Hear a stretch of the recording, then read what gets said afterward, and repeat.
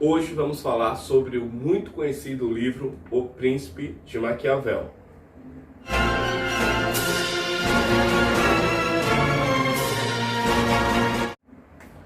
Olá, bem-vindos a mais um vídeo do canal Mergulho na História.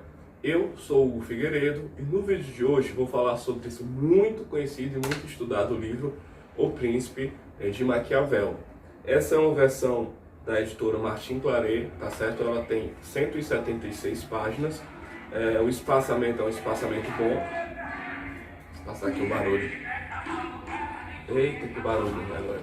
E aqui é uma edição muito boa de ler, né? Eu gosto de ler livros com as folhas brancas, tá certo? E primeiro, antes da gente entrar propriamente no livro, é importante que a gente fale um pouquinho sobre como era o contexto em que Maquiavel escreveu esse clássico muito conhecido. Então vamos lá. Esse livro ele foi publicado em 1532, ou seja, muito tempo atrás. E o que acontece? É interessante que a gente entenda que o contexto da Itália, a partir de 1500, a Itália não era unificada como nós conhecemos nos dias atuais. A Itália era um emaranhado de vários territórios, onde famílias e poderosos locais exerciam seus poderes. Então não existia um processo de unificação. Era um conjunto de pequenos países que juntos somavam o território que hoje corresponde à Itália. E Maquiavel, ele morava lá em Florença, tá certo? E ele era um forte defensor da República, Maquiavel. E Maquiavel, ele exercia funções, inclusive chegou a ser embaixador da República de Florença, tá? Porque Florença era como se fosse independente, digamos assim. E o que acontece? Em 1512, uma família muito poderosa, que eram os Médici, eles chegaram a Florença e transformaram de uma república para uma monarquia. E o príncipe, que era chamado Lourenço de Médici, ele passou a ser o príncipe, e uma das suas primeiras medidas foi destituir de todo e qualquer tipo de poder Maquiavel. Maquiavel chegou a ser preso, afastado de Florença, porque estava muito identificado ao regime republicano de outrora. Então o que acontece? Maquiavel ele escreve esse livro, O Príncipe, como uma forma de presente para Lourenço de Médici, no sentido de fazer com que o soberano entendesse a importância de Maquiavel e o convidasse para trabalhar no governo.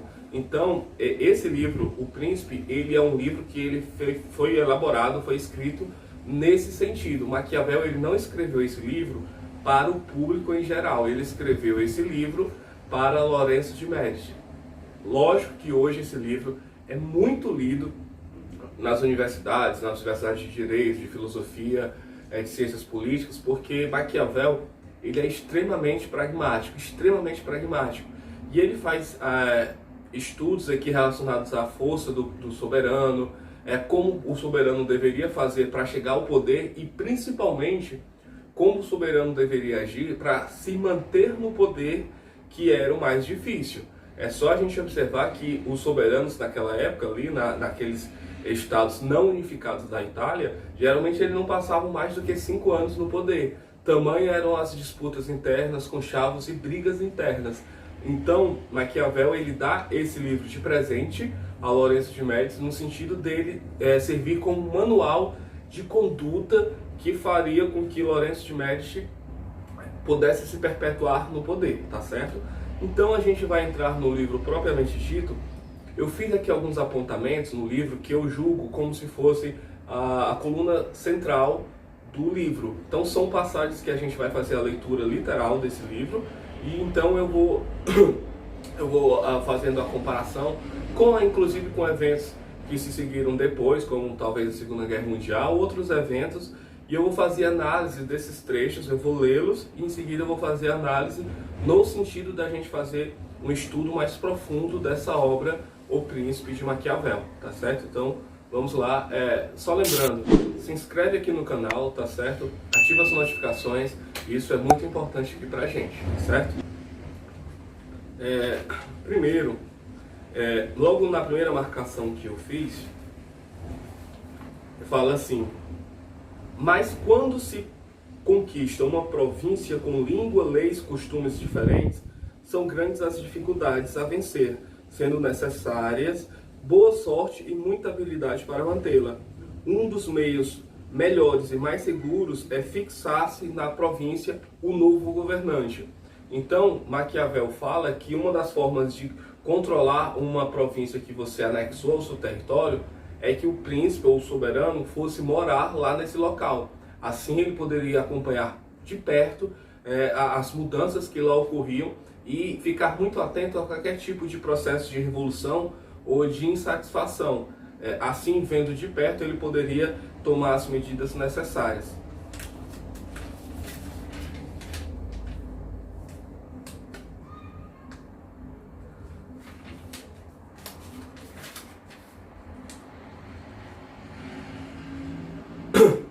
Aqui ele fala uma coisa que é muito interessante, que, abre aspas, nunca se deve permitir uma alteração da ordem para evitar a guerra, pois assim, agindo, a guerra não será evitada, mas apenas adiada e em condições desvantajosas. Isso aqui é genial.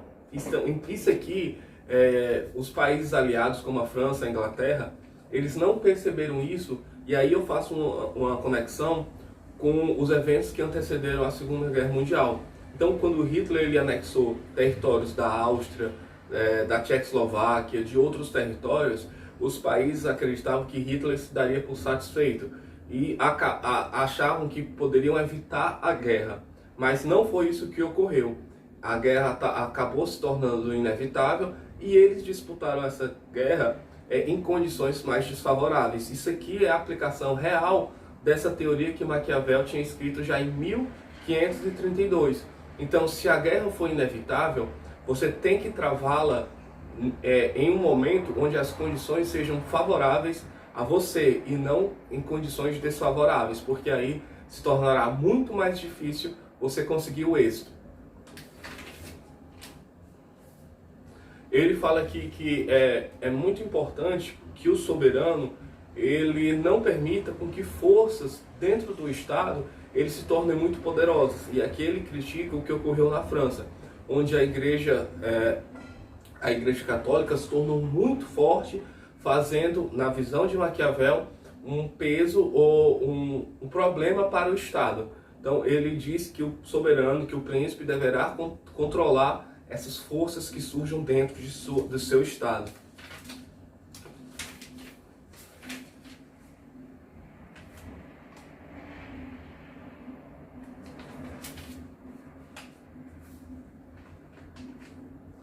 Aqui ele coloca que existem formas de você controlar um território que foi anexado ao seu país, mas que uma das formas mais eficientes seria destruí-lo, né? Exatamente, destruir esse território, porque destruído esse território ele não teria força de se erguer para fazer frente ao controle exterior do soberano, do responsável por um outro país. E aqui ele dá como exemplo o Império Romano antigo, o Império Romano, ele fez várias invasões ao território de Cartago, para que Cartago ele não se tornasse uma força política militar relevante. E é engraçado porque quando a gente lê livros de autores como Montesquieu, como Voltaire, como Maquiavel, é muito forte a influência do Império Romano nos livros desses autores. Então, o Império Romano, indubitavelmente, é uma referência para grandes livros que, de alguma forma, tem o Império Romano e a cultura grega, por assim também se dizer, também a cultura grega e o Império Romano, como referências. Aqui ele fala um pouquinho sobre as forças auxiliares, que seriam aquelas forças mercenárias. Então, Maquiavel diz que um rei, que o soberano, ele deve ter as forças do seu próprio país. Então, ele não deve se valer do auxílio de forças mercenárias, porque, segundo Maquiavel, se essas forças mercenárias acabam derrotadas no combate, o soberano, por consequência, também é derrotado. mas se essas forças auxiliares vencerem os conflitos, o soberano de alguma forma vai se tornar refém dessas forças mercenárias. Então, na perspectiva pragmática de Maquiavel, o rei, ou o soberano, o príncipe, ele inevitavelmente vai perder das duas possibilidades. Então é um jogo de perde-perde, digamos assim.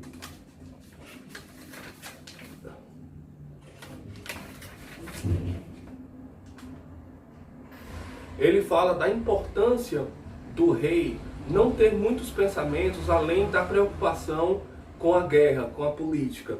Então, Maquiavel diz que é fundamental que o príncipe ele esteja sempre atento a táticas militares, à guerra. Só assim ele poderia estar atento e manter o seu território frente ao inevitável olhar cobiçador, digamos assim, dos seus adversários. Então é muito importante que o soberano sempre esteja atento.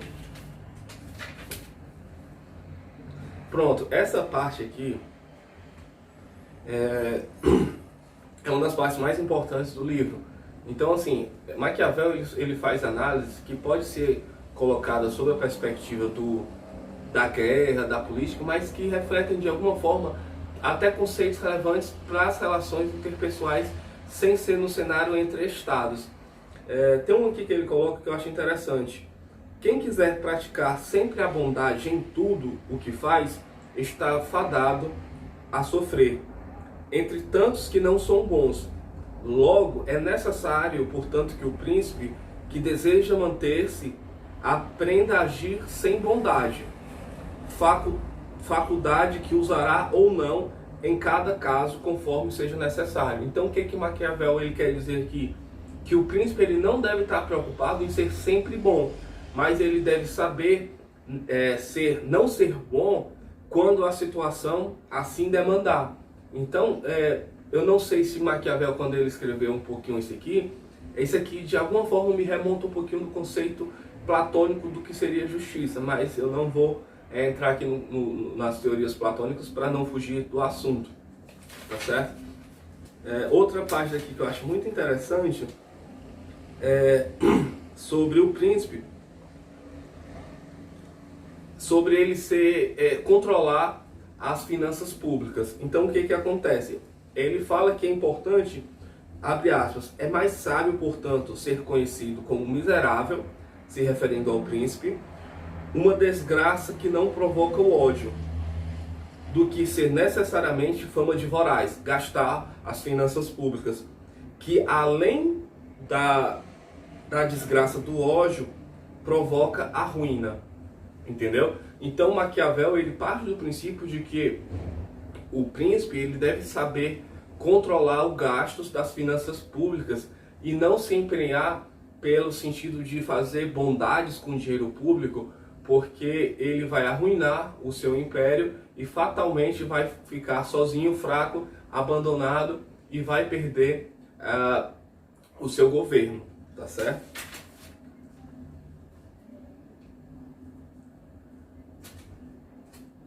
Aqui ele fala, uma das grandes frases que muitas pessoas conhecem sobre Maquiavel, a comparação entre ser amado e ser temido. Eu vou ler aqui essa parte, literalmente. Seria desejável ser ao mesmo tempo amado e temido, mas que, vírgula, como tal combinação é difícil, é muito mais seguro ser temido, se for preciso optar. Então o que Maquiavel aqui que ele quer dizer?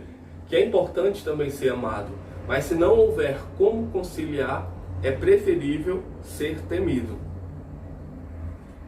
Então ele fala aqui uma coisa aqui, por exemplo, os homens têm menos escrúpulos em ofender quem se faz amar do que quem se faz temer, pois o amor é mantido por vínculos de gratidão que se rompem quando deixam de ser necessários, já que os homens são egoístas, mas o temor é mantido pelo medo do castigo, que nunca falha.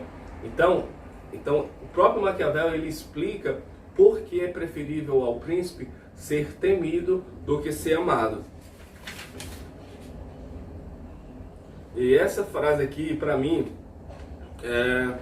talvez seja uma das frases mais fundamentais desse livro, que ele fala sobre como os homens amam. Então, olha aqui a frase de Maquiavel: os homens amam de acordo com seu próprio arbítrio, mas temem segundo a vontade do príncipe. Então, o amor é algo subjetivo do seu indivíduo e não tem como o príncipe controlar o amor que as pessoas sentem por ele.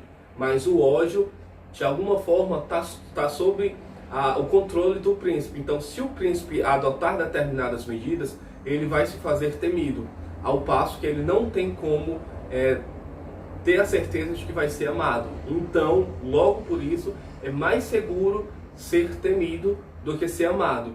Essa é a perspectiva muito pragmática de Maquiavel.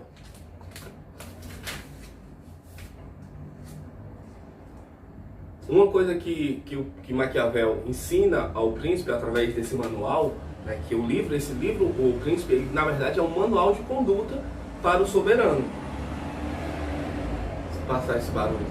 Então, uma das coisas que ele fala é que ao governar, o príncipe deverá ter suas decisões irrevogáveis. Ele não deve tomar decisões e em seguida mudar, porque isso passa uma ideia de que ele é indeciso ou fraco. Tá certo?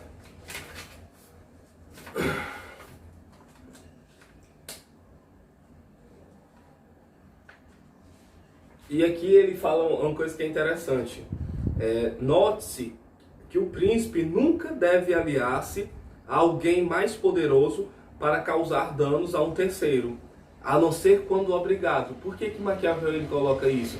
Porque no entendimento pragmático de Maquiavel, ele coloca que se o príncipe se aliar com um príncipe mais forte para causar dano ao terceiro, depois que esse príncipe mais forte exterminar esse terceiro, ele vai voltar-se contra o seu aliado mais fraco, no caso, o príncipe que ajudou a destruir um inimigo em comum.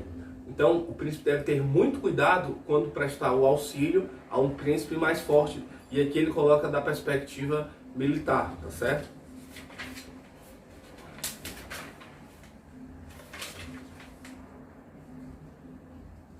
E aqui, por fim, ele fala da questão de que o príncipe, ele deve ter sempre ali uns seus conselheiros à sua disposição, para sempre que houver a necessidade, o príncipe ouvir esses conselheiros que estão próximos a ele. Só que esses conselheiros, eles não poderiam chegar de forma espontânea e trazer uma sugestão ao príncipe. Não, porque nessa perspectiva, o príncipe passaria uma imagem de indeciso ou de fraco. Então, para Maquiavel, o príncipe deveria ter esses conselheiros ali em torno dele.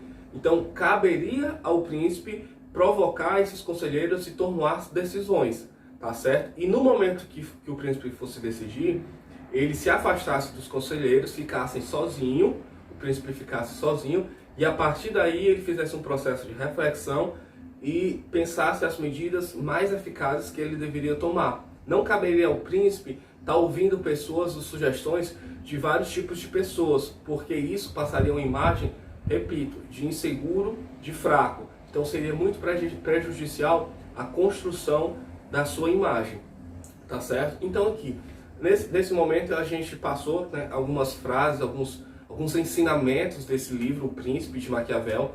Repito, esse livro, a gente pode entendê-lo como um manual. Então, é um manual que Maquiavel ele fez para o príncipe Lourenço de Médici, no sentido de fazer com que o príncipe visse em Maquiavel alguém que poderia contribuir com a monarquia que estava nascendo em Florença, tá certo? Espero que vocês tenham gostado desse vídeo, tá certo? Se gostou, deixa aqui o seu like, se inscreve no canal, pergunta, faz aqui os comentários para a gente continuar esse bate-papo, respondendo algumas eventuais dúvidas restantes que tenham permanecido, tá certo? Agradeço demais a participação, muito obrigado, até mais.